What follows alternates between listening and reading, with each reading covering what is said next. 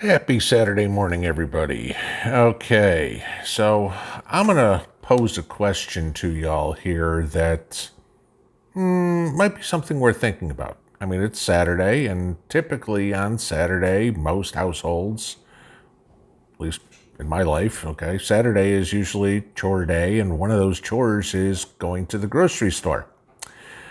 Now, I'm gonna give you something. We all know what prices are and everything like that, but I kind of want to put this into perspective here for you guys for a second here. Whether or not you know it, the price of groceries in the United States is one of the most cheapest places in the world to buy groceries. Okay, and I say this not only because it's factually true, but I've also seen it firsthand. And I'll give you this story. In 2015, when I went to Moscow to meet Mrs. P in person after we talked on Skype for 6 months, she took me to the grocery store near her house. Okay, we went in, and I was going to make her lasagna. I make a really good lasagna, so I figured, okay, it was worth a shot. And so we went into the store, and I looked around at the prices of what things were, just curiosity, comparison. And believe it or not, I found at that point that the prices were pretty similar, maybe slightly less than what we were paying in the States. Okay. And I found this kind of weird. Now, y'all know Constantine over at Letters to King, and he did a video, a week or two back, where he was comparing what $20 in Russia bought today versus what $20 would buy in the United States. And it was relatively the same, okay, as what I saw in 2015. The prices were slightly lower, not significantly. I mean, now there were some things that were very much lower, but there were some things that were actually more expensive. But on average, I'd say, maybe 5% less or something. It wasn't that much. But here's the difference, okay? And again, talking to Mrs. P, she was spending about $200 a month in groceries back in 2015, okay? And trust me, she wasn't eating lobsters and T-bones. The difference is her take-home pay was about $500 a month, okay? American dollars, come out. So you figure 40% of her income went to eat. All right. Now, that's a lot, okay? You can't, go try to buy a house in the United States and tell the bank that you want to use 40% of your income to pay for the house. They won't finance you, okay? Because that's just a ridiculous amount. So I was doing some research here, all right? And in the United States, the average household pays 9.5% of its income for food, okay? Now, obviously, for lower income people, that's going to go up. For higher income people, it's going to go down. I don't think Bill Gates is paying, I don't know what the hell does he make a year, he's not paying, $950,000 a year for groceries or whatever the hell it is. Okay. But on average, 9.5% of their disposable personal income was on food. Here's the problem.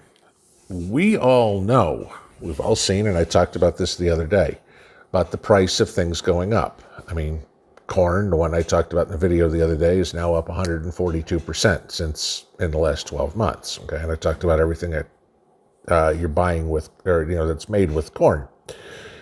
So now you're looking at this. What would you do if you had to pay 40% of your income for food?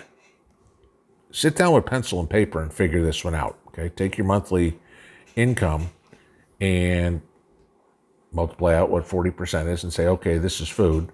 And now add your rent or your mortgage, your car payment, your car insurance, your gas, your water, your electric, your student loans, your internet bill, your phone bill, your cable bill, whatever. Add it up and see if that 40% even fits in your budget. And I know what a whole bunch of you guys are going to say here. Oh, we'd never get that high. Aha. According to the U.S. Department of Agriculture, okay, we could feasibly get up to 36% of the average household budget in food this year. That's the USDA.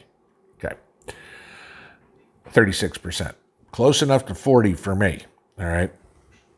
Now, what would you do when inflation forces you to spend 40% of your income on food? Would you cut your car insurance? Now you get a ticket. Okay. Would you sell a car? Maybe you only own one, i.e. me. Okay. We only have one car. So that's out of the question. Okay. You're going to cut off your TV. You're going to cut off your phone. You're going to cut off your internet. I'm betting a whole lot of people on this channel aren't going and spending $6 a day on Starbucks coffee, so that's not coming out. So you don't have that. So what happens? What do you do when a significant portion, nearly half of your take-home pay, has to go toward food? And again, I'm not going to beat a dead horse. I'm going to say it again. You got to figure out some way to offset these costs. Now, gardening is one hell of a good way of doing it, all right?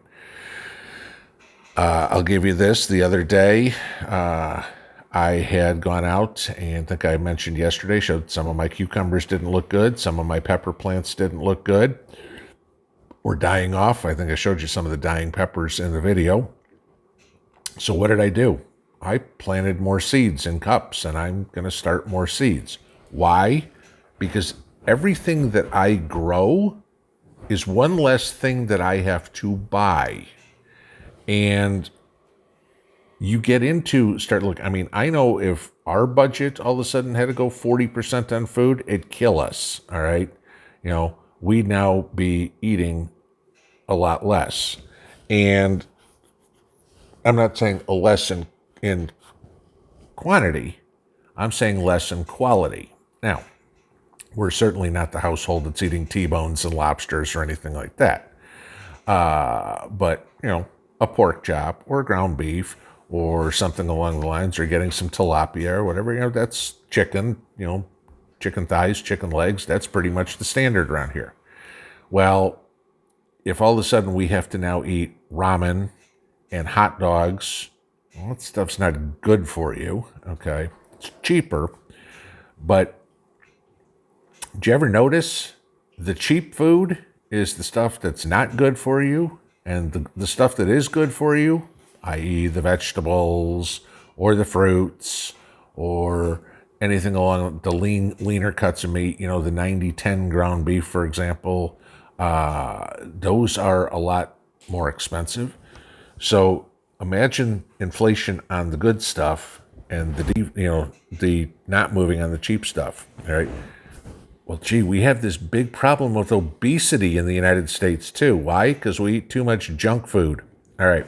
So what I'm saying is put pencil to paper, guys, and figure out if USDA is right and we get to 36%, make it 40 just to, give you a little bit of cushion there.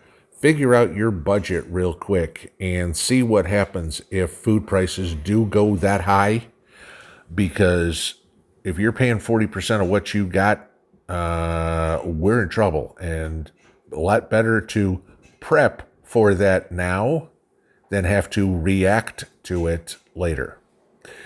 Have a good Saturday, guys. I will be heading back home, and we will see you all tonight on the live stream. Have a good one. Pinball out.